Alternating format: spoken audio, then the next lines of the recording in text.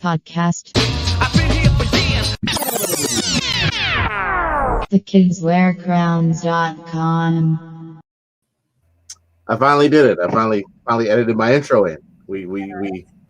We'll have a more solid one coming up here in the next couple of weeks. But welcome in to this week's episode of Don't Call This a Podcast. We're finally back in a more consistent manner. Took a nice little break after the elections, but here we are, and I am very happy to be joined by a good friend of mine, Rebecca Mitchell, representative for the 106th district here in the state of Georgia in the Georgia General Assembly. Rebecca, how are you today? I'm good. It's kind of a slowing down this week after crossover day. So we went in this morning. We did a very small amount of legislating, and then we went off to our meetings for the afternoon and our committee meetings. Well, you've been in kind of a whirlwind these last few months. You were elected back in November, started the job back in January. Let's talk a little bit about this transition for you, because this is definitely something that I'm sure you weren't 100% prepared for. So let's talk about the transition. What was that like? What has it been like kind of getting used to this role? It's been stranger than I thought. And I that sounds quite generic. But I guess you come in expecting a little bit more that your voice will be heard. And I think you really realize very quickly that power balance is everything, and that the best voice you have to be heard is actually probably outside the State House. And I think that was a really big transition for me. And then trying to figure out how to best be effective in the context is something I think takes quite a while, right? Because really effectiveness comes from networking, and networking starts at zero. So the learning curve is quite steep. And I think the ability to be useful is something that comes along with that learning curve. So it's a little bit frustrating to start out with, I think is the right word. Well, so let's talk about that a little bit. Of course, we had hopes in the General Assembly to flip the whole thing in favor of Democrats. Obviously, we came short, but we've seen a lot of fresh new faces there. You talk about using sort of your power outside of the Assembly. What ways can people kind of mobilize and help you all, since there is a power dynamic there? So the protesters for the voter suppression bills have been really amazing, right? They show up every day. That we go out, we talk to people. They're speaking to people. They're energizing folks. They come into the State House, and that's the kind of thing that it's hard for legislators to ignore, even if it's a different team than yours. That people are physically present, and people care enough to be physically present. And I think that's a really powerful force. I know for me as a legislator, getting emails has been something that's been really, I'm aware when I get emails from constituents that an issue is important to them. So I may get 100 emails about a specific topic, but then if I get 30 emails that are from people in my own district, I know that people actually care about this. First, because I know that when you hit generic email all 100 and some odd legislators, that went to 100 people. So to get 100 of that email is less significant. When it says, I'm in your district, this is my address, and I get 30 of that, that's a lot of people. And then you really start to take notice of this is something that people cared enough about that, yes, this email says the same thing 30 times, but it's 30 different people. So those are really powerful to me. So let's talk a little bit about process then. You talked about sort of being sort of voiceless on the House floor. And that can sort of be, not to say defeatist, but that can sort of be something that people may look at and go, oh, well, what's the point of continuing to be engaged and be involved? But can you talk about how we can sort of expand upon that? So you represent a district in which covers pretty much Snellville, right? I mean, what are some of the are there other municipalities that your district covers? No, I actually get 10% of a bunch of different municipalities, but essentially I have 10% of Loganville, 10% of Grayson, 10% of Lawrenceville, but not any of the residential areas, and then part of an unincorporated Lilburn. But really solidly, I think I'm 90% of Snellville Muni. Okay. So as we talk about that, and you and I have talked extensively about, ways to get involved within the municipal system, but what are some of the roles that you can play as a representative outside of the state house itself? Well, I think we have specific bills, and then we have kind of ideals that we're advancing, right? And I think it is important that our local community know what ideals we're advancing, by making sure that we are getting that information out there. Because I think people understand the balance of power that works in the state house. We know how hard it is right now to get Medicaid expansion passed in Georgia, right? But we also know, looking at just the numbers, as we currently stand, the Patients First Act is going to cost the state quite a lot of money, and not expanding Medicaid is leaving money that we wouldn't have to pay because it's already been paid by us on the table. So the more we make people aware of how the choices that are being made for them are impacting us, the more of a chance we have that in the future people are going to advocate for change, right? And we did see a couple bills this year that actually there was so much public pressure that they didn't come up for a vote, right? So you saw the school voucher bill on the state side actually never got a floor vote. And that was because there was so much feedback from people about how they wanted the state money used for education that bill never came up for a vote. And yes, so we don't have, if we just pull something onto the floor and have a vote, it's very hard for Democrats to win a vote, because we just don't have enough unless we have a few Republican allies. But if people are motivated and calling and letting their Republican representatives also know where they stand on issues, it can be enough to influence things. And I think that's part of our job, is letting people know we really do need activism on these topics. We really do need you to let people know how things are impacting you. Also, another issue that we don't think about a lot, but there's a lot of state house regulation that influences local municipal elections. Policy. So in Georgia, we have this concept that local municipalities should have as much power as we can give them to control what's happening within them. So this year, one bill passed that I know our municipality has wanted for quite a while, in that we used to have a state regulation that if you wanted to change the policy on buying or selling alcohol in the municipality, you needed a substantial number of individuals to actually sign a petition. And the number of individuals that Snellville needed to sign the petition was more than I think we've ever had vote in a municipal election. So it was essentially impossible. So that was a state level control on a local decision. And that bill actually passed through the House this year, that we have removed that element. So now municipalities can decide to call a referendum on their own without needing to actually go out and find more signatures than they actually have average voters in a municipal election. So I think you bring up an interesting point there, because I have seen through the House and the Senate some bills that come along that do gain some bipartisan support, right? Of course, they're not our big picture bills where you're talking about, voter access, which we'll talk about in a second, or, education reform, but they are pretty substantial stuff, sort of, as you mentioned there, with municipality control. But then also Senator Al has put forth a bill in the Senate that I believe is gaining steam, where it would prevent insurance companies from charging patients who use the emergency room and self-diagnose incorrectly.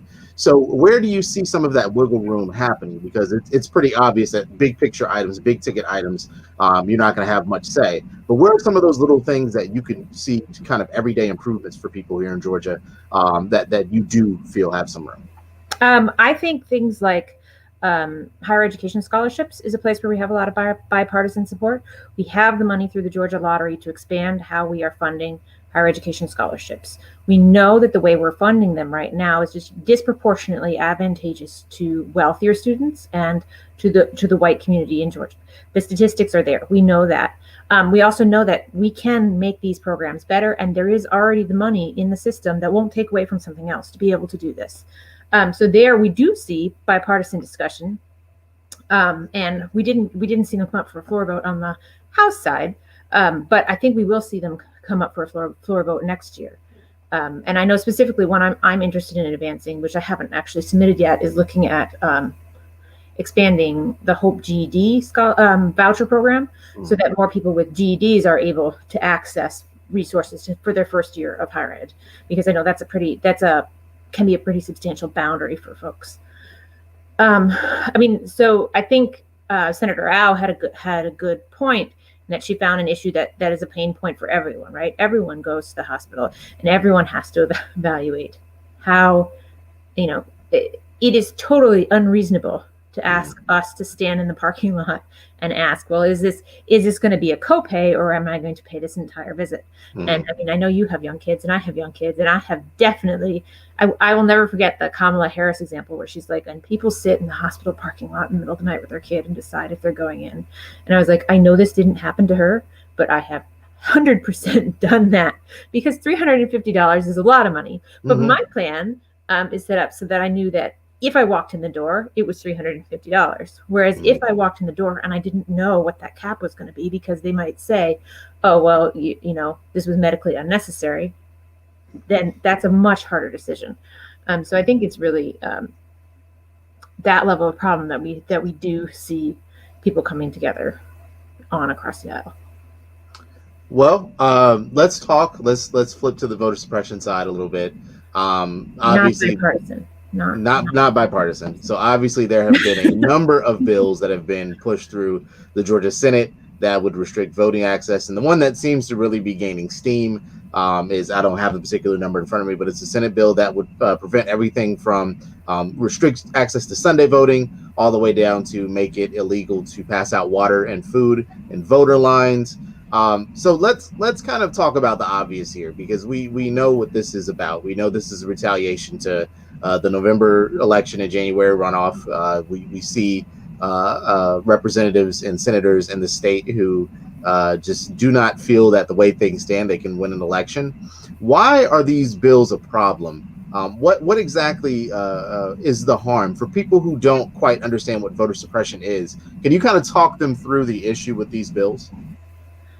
I would hope we all understand what voter suppression is as we live in Georgia.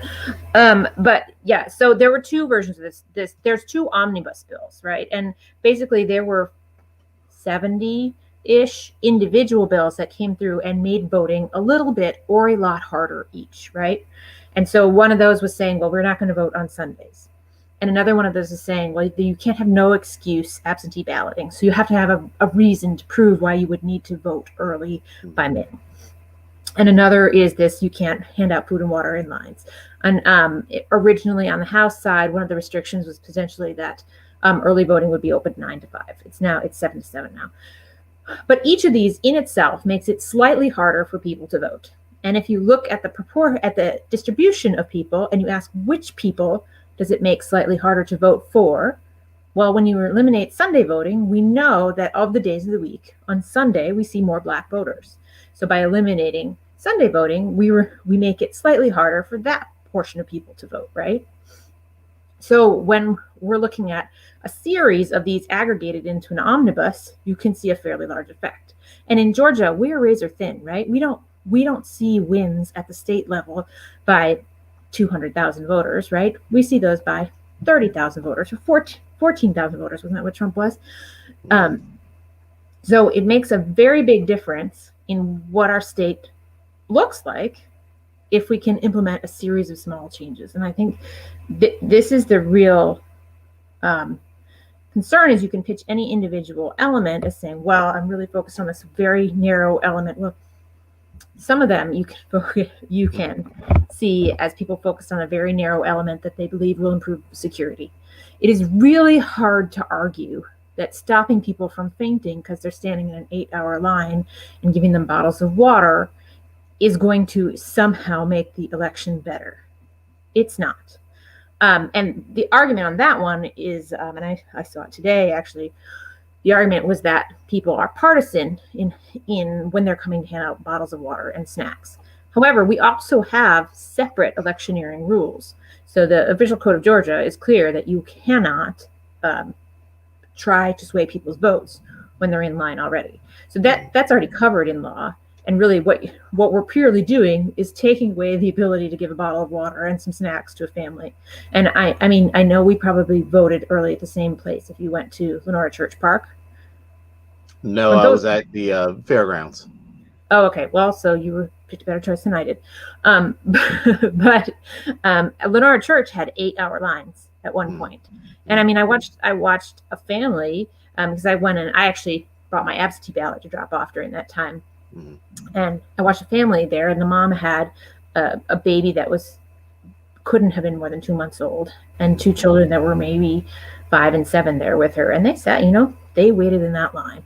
And that's a huge impact to be able to walk up to that family and, be like, have some water, have some snacks, I just, and I've been, in previous elections when I was not on the ballot, I actually helped with line warming.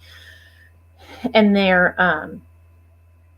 I've seen an ambulance called for someone in line who's just been standing there too long. So I really, I hope to see that when these bills come together, because that's what these bills are going to do, it would be ideal if they did not get through at all. Removing the provisions that are only damaging would be much better for Georgia. And it's not, if you read the bills, so there were 30 points originally in 531 on the House side, and I don't know what the total ended up in the final compromise bill. But not everything in there is terrible. So there were rules about if your candidate dies in a municipal election, that's a good place to actually have a policy change.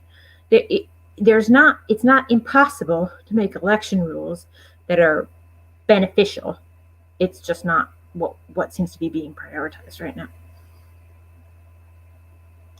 Sorry, I didn't mute myself. So as we kind of talk about those different things, as we sort of maneuver through the rest of this process, specifically for these things, you talked about ways that people can get involved, ways that people can help. We have viewers that are from outside of the state. So what are some of the things that they can do? Because they see this being an issue, right? Georgia's going to be a huge battleground in 2022. We'll likely have a rematch for the governor's race, depending on what happens on either side of the coin. I don't know where she is. I'm ready. I'm ready for her to declare. We don't know if Kemp is likely going to have a primary challenge. So we don't know what that's going to look like in full, but we know that Warnock will be back on the ballot. So what can people who live in Georgia and who live outside of Georgia do to maybe influence this or to maybe assist? What are ways that they can help? There are lots of organizations here who are doing activism around the voter suppression issue. If you're out of state, I think it's great to connect with those groups. And they're at the Capitol every day, but reaching out to those groups and finding out what their specific asks are. Sorry, there's these people coming. Is really what I would recommend doing, because they're going to know specifically what the needs are for advocacy here. Oh, the door is shutting. I may be safe. So Georgia NAACP is super active. I see them every day. Georgia Justice Project was down, or Just Georgia is down there. The Immigrant Alliance Network. There's a whole bunch of different groups. Women Watch Africa, AAJ was down there. Asian Americans Advancing Justice. There was a very large number of groups are coalescing to try to make this effort effective. And I think following their leads is probably a really good way to be as useful as possible for folks who are out of state. Okay. So let me ask you, because we kind of hit the generic sense at the beginning, but I want to know really how you're feeling, because it's been a whirlwind of 2 months. From our first conversation when you first decided to run, the text conversations that we've had, you have had life kind of changed in the last year. So how have you been feeling? What's it like? How can you encourage those who are maybe considering doing the same thing that you did to maybe give it a shot? And what can they expect? Well, those are different questions, friend. I'm sorry. Different well, response. talk about the year. Talk about the year that's been, and then we'll get into that last question. Talk about what that last year's been like. Just been kind of inconceivable, right? I mean, it's been such a monumental shift. A year and a week ago was the last week I stepped physical foot in my job, my everyday job. And then abruptly I was home for months with all the kids. And then I went back to work. But from home.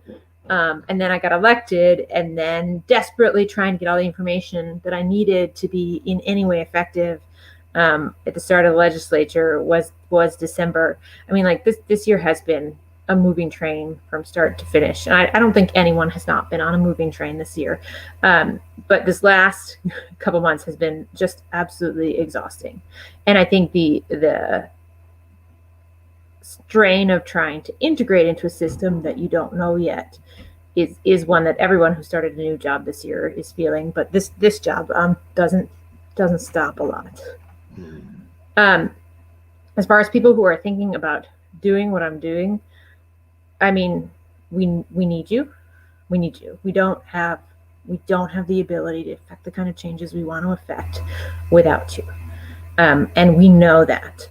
We also know that redistricting is happening this year. So I don't know if your viewers are aware, but we're going to redistrict, and we don't have the power to influence redistricting because it's done at the state legislature level, and it is controlled by Republicans. So as far as my expectations of what I will get to see into that process is exactly this much. I will see that much of what's happening in redistricting. But we're in a very strange situation this year because our census data is coming so late. It's coming at the end of September. And usually when we are looking at candidates or candidates making decisions to run, they'll have made that decision in August. But if you make that decision now, you may not be in the same state house district come November. So I think it's going to be a real challenge this year to have candidates who happen to still be in the same state house district that they were before and able to run and wanting to run. But we need to work as a team to make sure we're doing everything we can to help influence this balance of power, because it needs to change in order for us to be able to advance the legislation that we see. And I have, as a freshman, I came in and I read all these amazing bills. And most of these people have been here for 10 years, and they've written similar bills for 10 years and dropped them for 10 years. And they probably got assigned a committee and then didn't get a hearing. But if you go through and you read some of these bills and you're like, wow, this would be amazing, this would be transformative, we could see a real impact in our communities. We want those bills to get hearings. We want those bills to get through rules committee. We want them to get to a floor vote, right? We can write amazing policy, but until it can actually be heard, it can't be advocated for. So the impact of individuals raising their hand in a district that is flippable is way bigger than you know. And even though I sit there now and I feel frustrated by the amount of impact my individual voice has, it's one more vote. And we need every single one more vote. And I'm certainly happy to talk to anyone if they are interested in running about what the experience looks like as a person who has never been in politics before, because I think it's a bit of a different ride. Well, and you are a Run for Something alum, right? Yes, I am. Just squeak by in that age category. Well, can you talk about sort of just that process and I guess ways that people can reach out to them in case they're interested? So I think it's runforsomething.org, right? If I'm Googling. And they are a group that focuses on younger folks who are interested in going in politics. And by younger, they're obviously very generous because you can see my gray hair. But if you're under 40, they're willing to endorse people who are interested in raising their hand for the first time. And I think it can only be your first or your second run. And there can be a lot of support through that system as well if you need it for specific different topics. And there's a bunch of different orgs like that who will actually help you out and supply you with needs. I was really lucky in my local network in that I came in and competent people found me. I won't even take the credit for finding competent people, but they reached out to me and were like, I will help you figure out how to do this better. But if you don't have that system, it feels extremely uphill because the rules are opaque And it's not necessarily the ethics rules, right? Those are not opaque. You can go read those. You know how to do those. But how to actually run a successful campaign. What's the right way to invest your money? What's the right way to recruit volunteers? What's the game plan for field that actually works? And then you throw a pandemic in because, we like to be different. But Spice it up. But you don't have that. So that'll be good. But all those things are things you don't know. And it's a things you don't know situation. And groups like Run for Something help you kind of identify some of that space. Well, how can people reach you? Where can they find you? What's the best way to contact you? So I am on all of the social medias that people over the age of 30 use. And I'm nominally on the ones that people under the age of 30 use. But I do not have an iPhone, and I do not like the elitism of iPhones, so I am not on Clubhouse. I'll just throw that out there. I apologize. I mean, I don't like iPhones. I'm not a Clubhouse fan, but no, go ahead. Sorry. I don't even know what it does. It just magically people are like, we're doing a club, and I was like, what is this? But I'm Rebecca for Georgia on Twitter. I'm Rebecca for Georgia on Facebook. My official email at the State House is rebecca.mitchell@house.ga.gov. And those are kind of different. So one is more me personally, and then the House one is like, if anybody's local and watching this and you need help submitting a request to GDOL, a legislator inquiry, have questions about bills, or that's the right one to go to. And if you are interested in running, find me on Facebook, because that's a different conversation. Rebecca, Representative Dr. Rebecca Mitchell. There we go. Let me do the full title. I laugh every time. Thank you. I got called Miss in a meeting the other day multiple times, and I was like, I'm not a Miss. No. It's just like you have so many choices right now, but Miss is not one. Miss is not one. No, I don't blame you at all. I don't blame you at all. As I have told you, when I do end up with mine, it is Doctor. It is Sure. Doctor 100%. So I do not blame you. For that. Yep. Thank you for your time today. Rebecca for Georgia is where you can find her on Twitter, as well as every other social media site. If you need to reach her and you didn't quite pick up on that, then just reach out to me and I will get you in contact with her.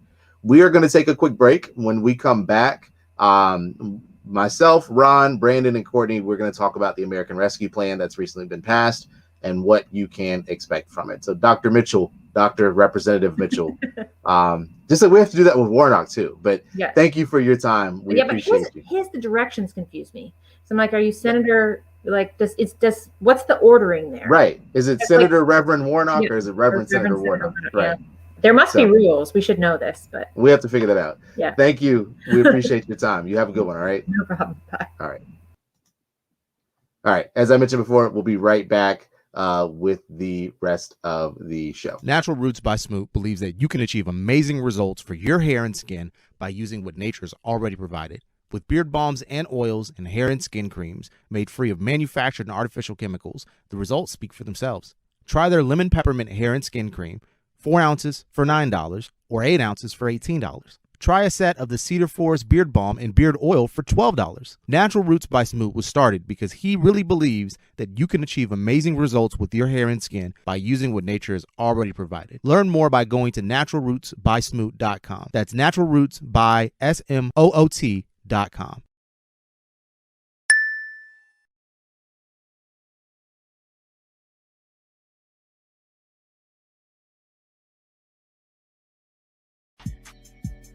Losing a loved one is never easy, but no. How does it differ when you can kind of see sort of this inevitability coming? How does that affect you? How does that how does that really affect your day by day?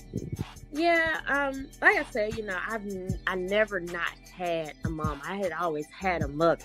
So, it got to a point where I was like, okay, I would think like, oh, well, what if she's not here? Like, little things that she would always do. I started thinking, as the sicker she got, I started thinking like, okay, she may not be here, for, in a few more months.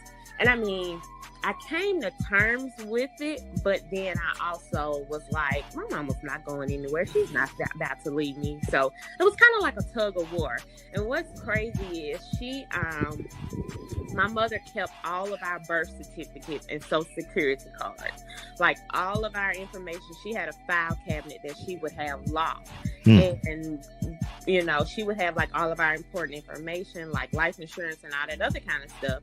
So even when she was, you know, getting sickly and, you know, was, you know, taking a turn for the worse, we didn't even think about, like, she got our birth certificates. Like, you know, nobody ever said anything like that until, like, she passed. And I think I was getting ready to change my son to a different school system, and I needed his birth certificate. And that's when it hit me. I was like, wait a minute.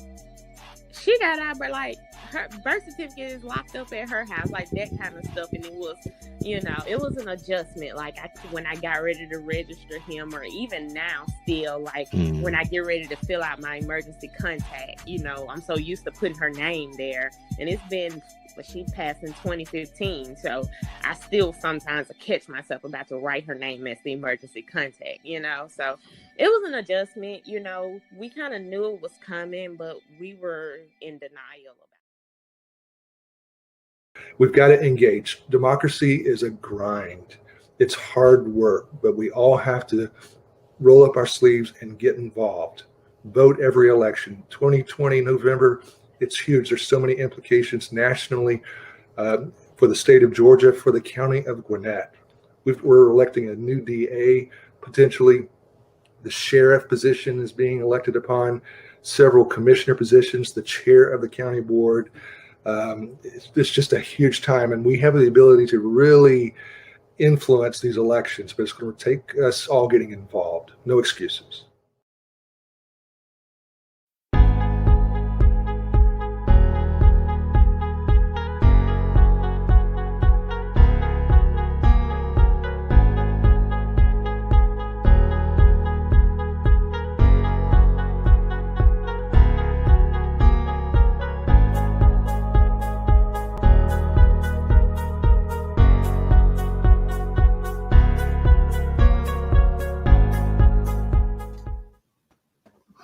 All right, welcome back. So, yeah, thank y'all for being patient. I was trying to see how commercials could work there, and that actually worked out pretty well. I did that on the fly. So that's fine, because I just finished up eating tacos. So if I have cilantro in my teeth, leave me alone. Yeah, I had to wolf down my wrap. So, yeah, I'm glad. Thank y'all for that. So welcome back in. Don't call this a podcast. I want to thank, as we discussed, Representative Dr. Rebecca Mitchell, for her time today. Joining me now, we have all four. All four of us are here today. So let's check in with everybody. Courtney, how you doing? I'm really good. I just finished working mandatory overtime, which shouldn't be legal, but that's not the point. Brandon, how are you? I am better now that work is over. And Ron? So I'm just going to issue a bit of an advisory. As you all know, I've been vaccinated. So when you get your vaccination, especially if it's the Janssen vaccination, buy your bottle of Pedialyte, buy your bottle of Pedialyte, sip on that throughout the day. You're going to be tired. You're going to be sweating a lot. You're going to lose a lot of fluids. But on day 2, you'll feel much better. And that's where I am now. So take that with a grain of salt, because we know scientifically that men are a lot weaker than women. It's Women's History Month, so we're going to say that. And if you're a woman, you could just feel like a slight sniffle. I'll find out on Friday, because I got my vaccine appointment. Yeah. So wait, Ron, you got the Johnson & Johnson? Yeah. Okay. All right. There you go. That I was wondering when we're going to have the vaccine elitism wars on Twitter. I'm Pfizer. It's already happening. I'm sure it's already happening. Kaiser Permanente was like, we can't even tell you which one you're going to get. You're going to fucking take whichever one you're going to get. Mm-hmm. They said, we have all three, but you find out. Mm-hmm. Georgia State called me on Monday, and they were like, hey, were you still interested in getting vaccinated? I said, yes. Well, we have extra doses. Can you get here before 5? I said, yes. Can I just make the remark that, I feel like I'm like in the top tier of essential workers. I'm a social worker. I don't know. It's social work month, and we keep getting emails every day. Oh, you're essential, but I haven't. We're not in a category of any kind. I have asthma. That didn't make me eligible, but what made me eligible is ADHD.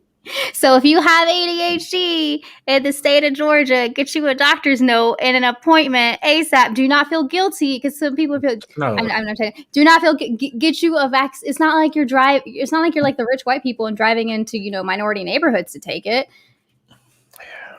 Anyway, American Rescue Plan. So today the House of Representatives finally passed the American Rescue Plan after it came back changed from the Senate by a vote of 220 to 211. So this is a very, very big deal. I know a lot of times in kind of social media realm, we can kind of get lost in the shuffle of what we want versus what actually happened. And I think there's been a lot of glossing over of what's in this bill. So I'm going to recap it and then let's talk about it. So I just want to kind of go over the big points here. Everybody knows about the $1,400 direct payments to individuals. The big difference between this and the HEROES Act that was passed last year is that much like the $600 checks that went out in January, this is $1,400 to all. So regardless of, if you have children in your household, you're getting $1,400 per child as well. There's a change in the child tax credit. This is the big one to me. I'm sorry, Courtney. Because this is important, because there's a lot of misinformation. If you are a college student, you are eligible this time around. Just make sure, keep up with your things, because I'm just gonna some of my clients have to deal with parents taking checks. Like, be very cautious. Go ahead and file your taxes so you don't have to worry about that. But this one, you are eligible, so don't let anyone tell you otherwise. I just wanted to put that out there. Yeah, that's a very important point. I think this time around, I think it's somewhere in the realm of 85% of Americans should receive one of these checks versus I think last time was a little bit fewer in terms of percentages. It should be faster too. And it should be faster because we won't have a narcissist delaying the checks so that he can have his name printed on. A change in the child tax credit, which will issue direct payments to households beginning July 1st through December. This is $300 per child that's under 6. And $250 per child between 6 and 17. That's a very big deal. Ryan is hiding his personal excitement right here. Oh, I'm not hiding my excitement. I'm very happy. But he's the only one here that has kids.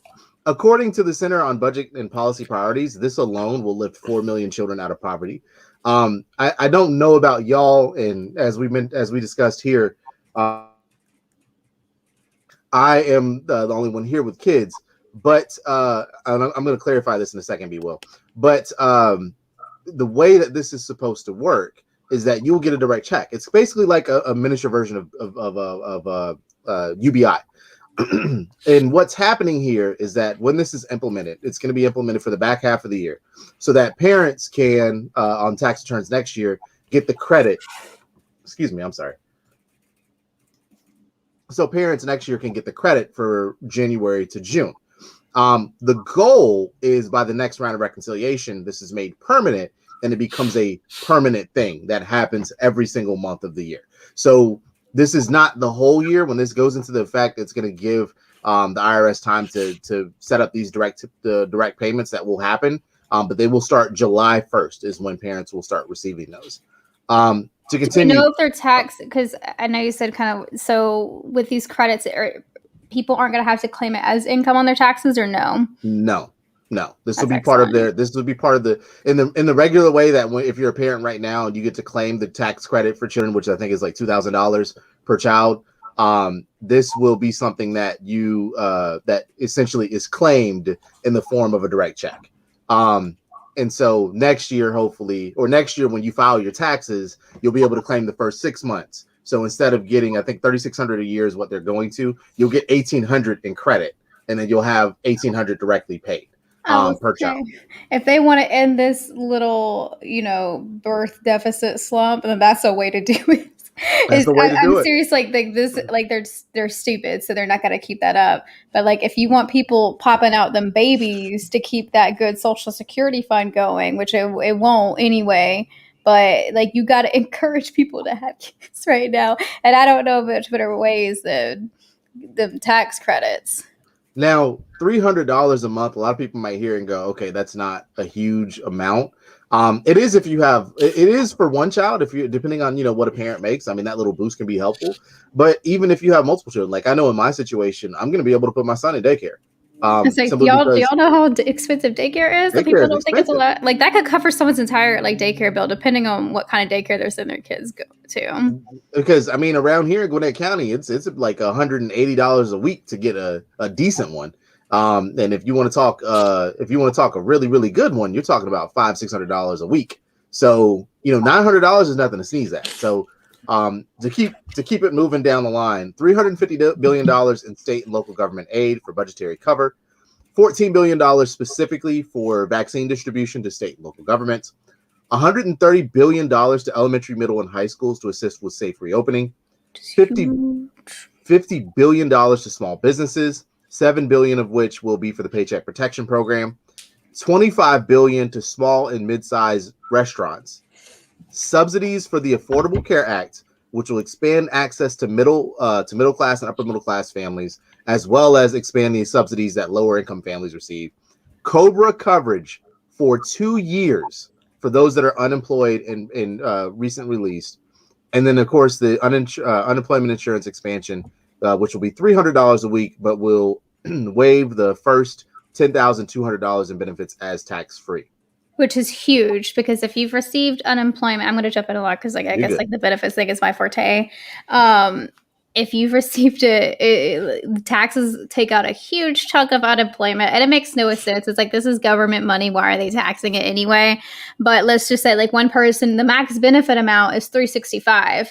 You can opt to get that $365 full, but you're going to owe money in taxes the next year. Or you can have it taken out, and after that, it's like sometimes $300, sometimes $330. So, and then sometimes if you owe child support, they're going to take that out too. They didn't warn people that. So if you're applying, be prepared. They're going to take it out whether you want them to or not, because I've seen a lot of that. But yeah, just keep that in mind. Like, that's massive. And also the COBRA coverage is also massive. I don't want to give misinformation. They were talking about having it subsidized too, which if you have ever had to do COBRA coverage, it is massively expensive, because at some point it's without your employer's subsidized rate, and it's unmanageable. Most people can't do it.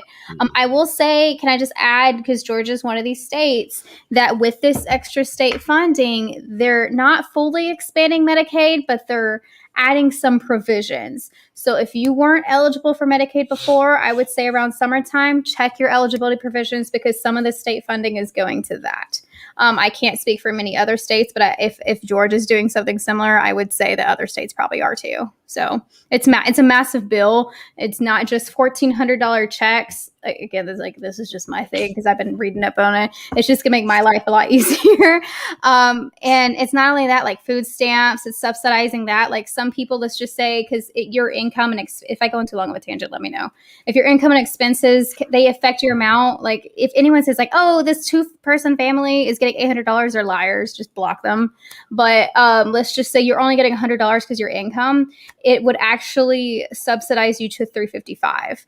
So that can continue. So it's not just that, it's helping everyone right now. So of course things could be better, but this is helping a lot of people not starve to death. And it's a low bar, I guess, but it's something I'm very happy with, because talking to people that are starving to death every day, you get relief when you see bills like that, just to put people in a perspective that didn't read the bill and are just like, $1,400, of course we could get more, but I can rest a little easier. I have my words for them for that later, which we'll get around to that. But Brandon, let's talk to you here, because you're our policy guy. So let's talk about this bill, because as Courtney alluded to, a lot of people think that this is just the direct checks.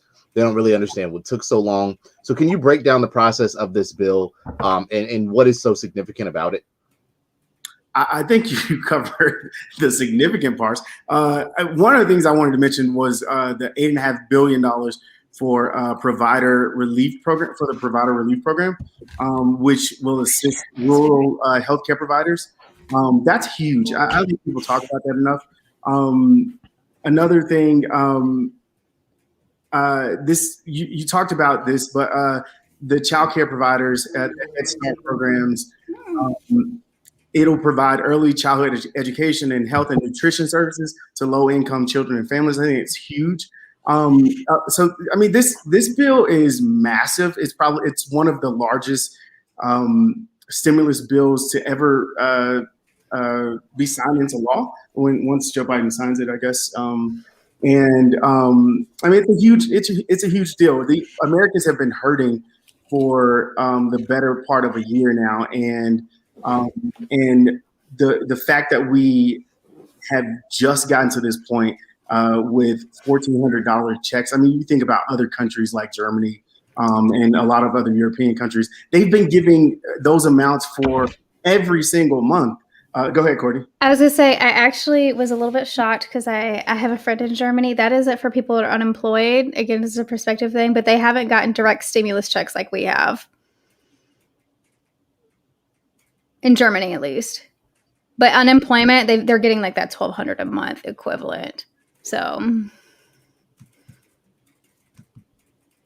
you know, and I know, again, it's different from country to country because Canada has also, I think there was a lot of misinformation around what Canada was getting because people thought they were getting $2,000 a month. But that's not the full scope of what happened up there. But yeah, that's absolutely right. There are countries that have gotten expanded UI boosts. There are some that haven't gotten direct checks like we have. And I do want to kind of circle around to a point, and then I'm gonna let Brandon finish. I didn't want to cut you off, Brandon. I just I actually kind of wanted to mention that, and it put me into perspective. Of course, like we should always have our standards high, but it's like you assume that a lot of countries do better. And it's just like we're all kind of down bad right now. Is basically the conversation I had with my friend. Is that we're all kind of down bad right now. Well, Brandon, go ahead and finish your point. Sorry. There's only one other thing I wanted to mention in regard to the extension of the unemployment insurance benefits. So we know that they reduced it from originally the bill intended for $400 a week in weekly payments for unemployment, but of course with Joe Manchin and the moderate Democrats, they reduced it down to $300. But I wanted to talk about another benefit that it provides, and it's a tax break on $10,000 in unemployment benefits. So instead of having to pay taxes on the money you'd be getting for unemployment, you'll get a tax break of up to $10,000. And I think that's an important part that a lot of people might not have known about. Yeah, again, Ron, I'm sorry, I'm about to jump in here. Ron, I do want to hear your comments on the bill. A lot of, and I'll kind of pivot the second question I was going to give to Brandon to you. A lot of people were upset with the timeline with this bill, right?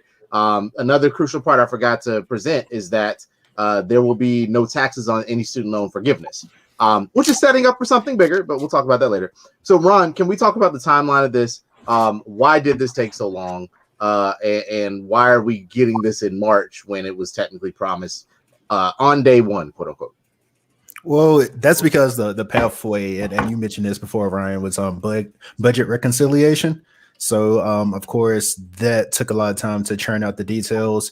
There are certain things missing from this, but I still think, given everything that's included, when you look at the timeline, is really not that bad because I'm pleasantly surprised with everything that actually made its way into this bill that's going to make it to Joe Biden's desk. But yeah, that was the pathway, and that's why there was a bit of a holdup. But all things considered, I'm pleased, and I know Americans are hurting right now, but this will instantly provide relief that they need, and it was a long time, but like I said, the relief that Americans are about to get, will hopefully make up for that time. So let's kind of pivot into the sort of next subject matter here, because I think everything else surrounding the next round of budget reconciliation has to do a lot with, the next couple of bills that will be on the Biden agenda have a lot to do with what happens in the Senate. Earlier this week, Joe Manchin, who is progressive enemy number one, was actually on Fox News and had a little something interesting to say over the weekend. I'd make it harder to get rid of the filibuster. I'm supporting the filibuster. I'm going to continue to support the filibuster. I think it defines who we are as a Senate. I'll make it harder to get rid of it, but it should be painful if you want to use it. You should make sure the place works to where, okay, I want to work with you. How can we do this? How do we move forward? My Republican friends are my friends. They're not my enemies. And my Democrats is my colleagues. They're not my enemy either. That's my caucus. Together, we've got to make this place work, and it should be harder to invoke pain. It should be painful for us. Don't make it painful for the other side. Brandon, this kind of swings the door wide open in a way that I don't think any of us were really prepared for, especially after the way Manchin behaved at the tail end of passing the American Rescue Plan. So what does this mean? What does Manchin mean when he says he wants to make it more painful? What are some of the ways that the filibuster can be reformed, and what does that? How realistic do you think that is? So one of the things that back in the day, and not terribly long ago, but back in the day, if you wanted to filibuster, you had to literally be on the floor reading, right, or talking, speaking the entire time you were filibustering. The way they do it now is just anyone senator can filibuster just by saying they are going to, just threatening a filibuster.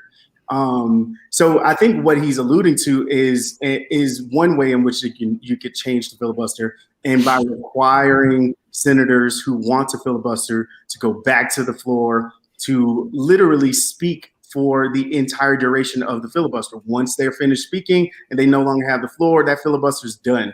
I mean, of course, each side will have their time, but what you used to see back in the day, senators would get on the floor and they'd read newspaper and stuff, newspaper or anything, just so they can continue talking. And so I think that's what he's alluding to. I think Joe Manchin will. I mean, he's a senator from West Virginia, right? He's the most conservative Democrat in the Senate, and he is going to. It's in his best interest to find common ground, to work with the other side, so that he looks like he is just not a fool of the left. I don't like him for it, but I think he's saving his own ass. So I think what you'll see is. Oh, go ahead. No, I was gonna say, just to kind of give foundation to what you're saying. Joe Manchin comes from a state that Donald Trump won 68% of the votes for. Right. So just. Yeah, I think what you'll see is that Republicans won't play ball on a couple bills, and you'll see Kyrsten Sinema and Joe Manchin say this is just too much, and they'll get rid of the filibuster. That's just what I think is going to happen. So, Courtney, let's pivot that into the For the People Act, which is a major piece of legislation that looks to be the next fight on the Senate floor. That is it is a bill that is designed to essentially get rid of partisan gerrymandering, provide funding, or I'm sorry, get rid of. Jesus, I lost all of my notes on there. I don't see this out there. I'm sorry. So it would actually give support for DC statehood, which is within the bill. It would allow for campaign finance reform. It would create automatic voter registration across all 50 states. It would provide funding for paper ballots, among other things. And then it also would limit the influence of money in politics, require congressional districts to be drawn by a nonpartisan commission so that no one party has an advantage. And in polling, so in Change Research combined with Data for Progress and Pod Save America, there was recent polling that showed that this has actual bipartisan support. So Republicans actually somewhat support this bill by 40%, and 17% of Republicans actually strongly support this bill compared to about 78% of Democrats. So, Courtney, let's talk about the importance of this bill, of the HR, of the For the People Act. Do you see this as something that could feasibly get passed now that Manchin is open to the idea of reforming the filibuster? I think it really depends. I don't know Joe Manchin's intentions. I'm with Brandon. I really don't like him at all. I think that I like I said, with him, I just try not to get any type of anticipation of anything. But as someone who's in a state that's having their voting rights stripped away as we speak, it's very important because they just took away no excuse absentee voting. And they're trying to take away our weekend voting. They're punishing us from turning blue. I'm going to go from a tangent, but if you were bothering me, then you need to be loud about this. That's all I'm saying. But the gerrymandering, Dan Crenshaw's district is just comically bad. And it does need to be by a non-partisan committee whatsoever. So, especially because this is, again, we mentioned this a lot last year. This is a census year, or there's a lot of impact from that. So a lot of undoing is basically doing a lot of voter reform, a lot of districting reform. So it's really massive. And again, like I said, I just am gonna have Joe Manchin's just gonna move further up my shit list these next few years, but we'll see. I just feel like we just need to bully him. I think that's the solution. I just think we as a country can collectively bully Joe Manchin, as I think this is where it's coming. Yeah, you represent West Virginia, but you don't get to say you're the most powerful Democrat in the Senate without me bullying you. Ron, do you see Joe Manchin as sort of the prime minister right now? First off, he needs his ass beat. Second, I still, and Ryan, I know in your heart of hearts you believe that he may be turning the corner on the filibuster, but for some reason, unbeknownst to me, well, it's quite clear that he's a closet Republican, but for some reason, unbeknownst to me, he's still really set on bipartisanship, although you just saw none of your Republican colleagues vote for a bill that helps the American people directly. In either chamber. Right. And they also almost got you killed. Yeah. So if there's anything that would overwhelmingly help the Democrats, then Joe Manchin isn't for it. Although, to expand upon what we were talking about, this is exactly the things that we wanted to see when we were talking about this in October and November. Okay, Democrats currently have the power, but how can they keep it? How can they set themselves up, for 8, 12 years down the road to maintain that power? And yeah, it is those things fixing gerrymandering, bringing the DC statehood to the table. Those things would be overwhelmingly positive DC for the Democrats, but are desperate for. Right. But we're not. Puerto Rico. Yeah, but Puerto Rico, I'm weird about because I think any place that was colonized, I think there needs to be explicit options laid out. So I'm weird about Puerto Rico, but DC statehood. Mm-hmm. With the Puerto Rico, I think they have actually voted, right? Yeah. The Puerto Ricans have actually said that they wanted statehood. So. Mm-hmm. I mean, if it's their choice, then definitely let it be a choice thing, but not either you stay the way you are with no representation or statehood, because I feel like that's kind of strong arming them. Yeah. But I feel like all of our territories need to be revisited, but that's a different conversation for a different day. But they're going to fight tooth and nail to not have DC statehood because it would be blue representation. So again, we're going to have to just tell people like Joe Manchin, fuck you. I'm going to be bullying you for the next few years, and just, again, no high road, no high road stuff. They're just going to have to strong arm their way through these policies the best that they can. It may not be popular, but if you want to think, in my opinion, if you want to think about the long term, it's really one of the only ways you can prevent, again, a Donald Trump situation from happening. So, and I just want to run real quick through the Puerto Rico referendum.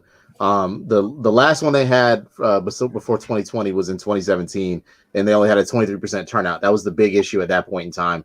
Last year's had a 54.7% turnout, and it was a 52-47 yes vote in terms of statehood. Tricky. So that's very tricky, and I understand where Courtney's coming from there, because you have a majority, but you don't have an overwhelming majority. Okay, so I want to kind of touch back on something that Ron said, because Ron or Courtney, one of the two of y'all highlighted my cautious optimism for Joe Manchin. And what I want to say here is I don't think Joe Manchin's coming around on his own, right? I don't think this is a thing where Joe Manchin is going to wake up one day and say, or woke up one day and said, you know what? I think we should reform the filibuster. I do think this is something that's been planted in his head. I do think this is something that people like Schumer have made the case for. Warren and Sanders have outright advocated for getting rid of it. But I think there's a lot of pressure happening now. What I can see happening over the next couple of months, HR 1 is going to come to the floor.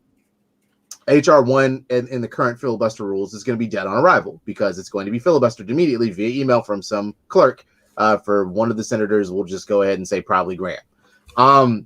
It's immediately going to go away. What would need to happen at that point in time is a huge push from basically American citizens of putting the pressure of showing their anger about why HR1 should come to the floor, should come to the table. I think at that point in time, I think the outright refusal for Republicans to hear a bill that Joe Manchin himself has actively supported is going to create an issue for him and people like Sinema and a couple of the other, anti-filibuster abolishment Democrats that are there in the Senate. It's going to take some time. He is also, and I was trying to find the quote before the show started, he's also the person that has said that he's looking forward to the next reconciliation bill somewhere in the realm of $4 trillion for climate change and infrastructure. So there's something there, and this is somebody that can clearly be pressured, that Schumer needs to pressure, that whoever needs to pressure. I feel like that possibility is there. And I think we'll see it again when it comes to the minimum wage discussion, which is something that I do want to kick around to all of you all, because I'm at the point where I don't think $15 minimum wage is happening, but I can see an increase happening. So, Brandon, I want to ask you, and we'll just kind of come to you first on this one. When it comes to a possible minimum wage increase, do you see it as something in the pipeline? Do you see it being $15? What does it look like to you? I do think it'll happen eventually. I don't know. I wouldn't bet on a timeline, but I do think it's going to happen with Bernie Sanders as the chair of the budget committee, or what is it? I think budget committee in yes, in the Senate. He's going to continue to bring this up. Period. It's Bernie Sanders. Bernie Sanders has been beating the same drum for 40 years. Right? He's going to bring this back up. He's already promised to bring it up when they nixed the $15 minimum wage in this particular bill. He said, "I'm going to keep bringing it up." Literally going to keep bringing it up. So I think it's going to happen. I don't know what it's going to look like. Joe Manchin mentioned something the other day about tying the minimum wage to what did he say? To the federal poverty level, which I thought was an interesting idea. I think you might get a lot more support there. I think that could definitely be a compromise in the interim. But if you think about $15 an hour, we're well past that. People need more than that, honestly. If the minimum wage had kept pace with inflation since the 70s, we'd be way past $15 an hour. So I think it's important that we keep beating the drum until it happens. People need it. Courtney, earlier you wanted to go at the people who were a little upset that this bill didn't, quote unquote, do enough, the American Rescue Plan. So I wanted to give you the floor to really talk about some of your gripes as far as just sort of people missing the point with this bill. All right. So I kind of do just want to preface with the fact that, I agree with a lot of people, they absolutely could have and should have done more, especially in regards to $2,000 checks and such. However, I think it is very amiss to say this bill does nothing. Again, I just really want people to do people are not going to admit it, but they're still very new to politics and how things work. And of course, things are arbitrary, and a lot of how the policy works, yes, it doesn't make sense, but they still have to follow it for the time being. I am really upset that the $15 wasn't included. However, I got to the point again, because I talk to people that are at their worst every single day, where I also would have been at the point, I'm talking to people that are starving. They need that money. I don't know how much it is. You shouldn't have to choose, but I was at the point where it's I don't know how worth it is to keep this on hold for the 15 if they can try for it again. Like I said, I am in full agreement that they could do more. However, just as someone that looks at these programs all day, this isn't nothing. And again, I don't want to come across as someone that's I'm defending the Democrats all the time, because never. But I just think that people are out of touch. And if you really want to be about it, just like do a little bit more research. I think it's absolutely okay to say they could be doing more. They could be giving more. However, to say that they're doing nothing, I just think that you're not impacted in the way that this bill is meant for you. And of course, I think that everyone should be getting those checks. But for people, I think a lot of it's coming from people that are just seeing it as extra money. Is my experience, because the people I've been talking to have been asking me every single day when they're going to get it, because their rent is 8 months past due. I can't feed my children. And that's who a lot of these senators are hearing, because a lot of people don't want to reach out to the representatives for some reason. I don't get it. I understand if you are like, personally against the concept of it, but that's not going to change how the process works. None of your personal beliefs are going to change it. But who they're actually hearing from are the people that are starving to death, the people that are homeless, because things to you might seem like they're getting better, but they're getting so much worse. People are asking me, what can I do? A lot of resources are drying up. Like if you've ever been in the situation, like contact United Way, everything is drying up because it wasn't built for a pandemic. So I think that's one reason why they need it. It seems like they didn't hurry up and get it through, but in my perspective, in a way that was them hurrying up and getting it through in a way, because you do have people like Joe Manchin, and they're going to shoot this thing down. They're not going to care if there's something in it they don't like. And that's the problem, is that we are at 49. We're at half and half, but you still are at the mercy of people like Joe Manchin. And Kirsten Sinema, I don't want to let her off the hook either. Yeah, exactly. And I think that people are missing that. And I think that people aren't critiquing them enough. I'm like, yes, we should absolutely be pushing people left. But in the meantime, you're leaving people like Joe Manchin out to do whatever the fuck he wants. Well, you're not using that bullying energy on him. Of course, to you, it could be low-hanging fruit. But you're not the millions of Americans that are on the brink of homelessness. And just like how budgets work, I don't like... Because I've mentioned that there's going to be new programs coming to Georgia. They just passed that in January in the Georgia Senate. And it's not going to be implemented until the summertime. Like, that's how long these things take time. So when people are like, yeah, just executive order it, it's like, I think... I think we lost Courtney. So Ron, I'm going to pivot to you on this one. Ryan, I lost. Yeah. Oh, dang it. Before you go off that point, Courtney was making a point that I think is important. I don't know if you mentioned this while you were reading off what was in the bill, but in terms of homelessness and people being behind on their rent, I don't want to give anybody advice on what to do with their $1,400, but there is provided in this bill $20 billion in emergency rental assistance and other relief for homelessness. And $10 billion for mortgage and home ownership assistance. So you start using that $1,400 to pay rent. Make sure that you're applying for these programs. And exactly. Try all your options, because I talk to people every day and they don't try all their options because they don't know. Use Google as your friend. Like I said, there's so many new ones. The pandemic, not everyone's going to know. I don't even know everything that's available, but again, I forgot who said it, like it's a lot of these bills are used to tie other things to it. Like if we just had that helps people temporarily, but that doesn't help people who need rental assistance, mortgage assistance. Every kid in America is eligible for that summer program. And what a lot of you don't know is if you're eligible for that program, you're eligible to also get like a small supplement in food stamps in some states. So I think I would much rather have waited. Again, this is just me. I'm privileged enough to where like the check is just extra for me. But based off the people I talk to every day, I think it was better to wait and have all of this other extra assistance, because who knows, most of this was, of course, to go with the checks. Like the checks were the big thing, but they weren't the only thing.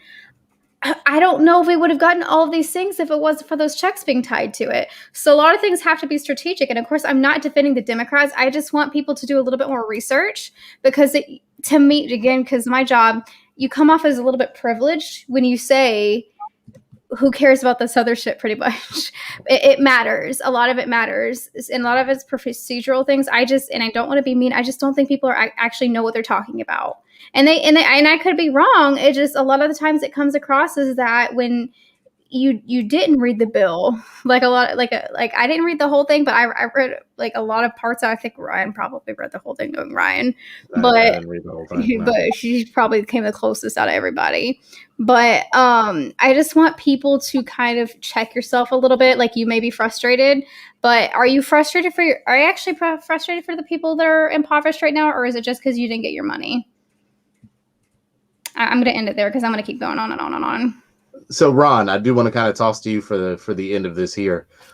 Sort of, what are your final thoughts on just what is going to unfold here for the next few months? I'll just kind of throw it to you here for the mansion thing, as well as just sort of these bills coming down the line. Do you see a lot of movement happening, or do you think this is going to be, for at least the first 2 years of this administration, one that governs through reconciliation? I will say I certainly hope that, they build upon this. Of course, I don't have much confidence in the area, but no, this is a great start. And we're talking about this in terms of like just like in short-sighted terms, I guess, of like relief, because relief is temporary, and stimulus, which is also sounds temporary. But looking at this bill, it like you've mentioned at the beginning of the show, Ryan, it's going to lift a lot of families out of poverty, pretty much. Like, think about that single mother who has kids and having that additional benefit. So, okay, we have this in place. Now, how do we take it a step further? What can we do more for the American people? Because this is only lifting them out of that bad spot that we've been in for the past year. But how do we make quality of life better for American people in general? So yeah, I'm interested to see how they take the next step following this. And like I said, I certainly hope they keep the ball rolling, but my confidence isn't high in that area, but we'll see. So, Ron, go ahead. Sorry, I think Ron made a really good point. I think our focus that gave me a good idea. I think our focus going forward is that, okay, so you were able to do all of these bills that you said you could never do before, but in the face of a pandemic, of course. However, why can't we focus on poverty with the same type of urgency? So I think maybe that should be our kind of focus going forward. It's like, oh, we see that you can do this and you can treat this with this level of urgency. Now let's keep this energy going forward, if that makes sense. Yeah, no, I agree 100%.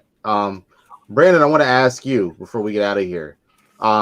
Because the thing that you brought up that I do want to add to the highlight, Courtney talked about it. There's $25 billion in emergency rental assistance, $5 billion for emergency housing vouchers for people experiencing homelessness, survivors of domestic violence, and victims of human trafficking.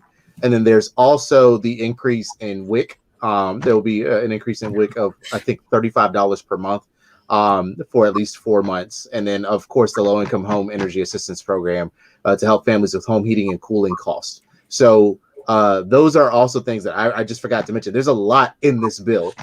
In case y'all haven't figured it out, there's a lot that's going on in here that really I would, you don't have to go in and read it because it gets funky if you try and read it verbatim. But if you go in and just kind of check these different sort of overviews, then you'll really get a lot of information on it.